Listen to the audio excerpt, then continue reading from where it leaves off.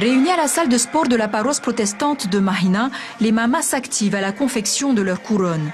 Car dans quelques heures, leur troupe ouvre la 4e soirée du Hibat Ouata, 73 chanteurs et chanteuses et autant de coiffes à réaliser.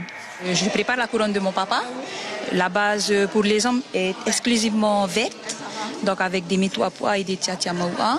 Et pour les couronnes des femmes, on a juste rajouté du riri blanc pour rappeler un peu le mouvement de l'eau de la rivière de Matavai. Écrit par Poema Rochette, la troupe portera l'histoire de Matavai, les yeux de l'eau, la source de Mahina dans laquelle la déesse Hina s'admira une nuit de pleine lune, celle qui s'écoule paisiblement vers la pointe de Tefaurua.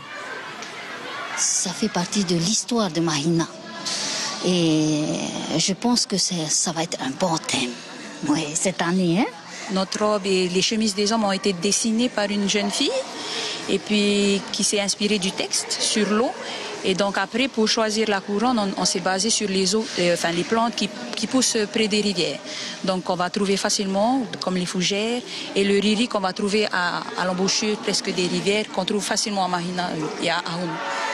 Relayé l'an dernier à la seconde place derrière Tamari Nopapoufay dans la catégorie Tarvar Aromotay, Tamari Mahina a dû se contenter d'une première place en Outé Paripari. Cette fois, la troupe de la paroisse protestante de Mahina est convaincue qu'elle peut faire mieux. Cette groupe pour Aromotay est de bons groupes, bien sûr, des groupes de Tahiti et des groupes aussi qui viennent des îles comme Tamari Tahina et Faretonouhini. On les redoute bien sûr, tous ces groupes, mais on est prêt aussi ce soir pour le premier prix.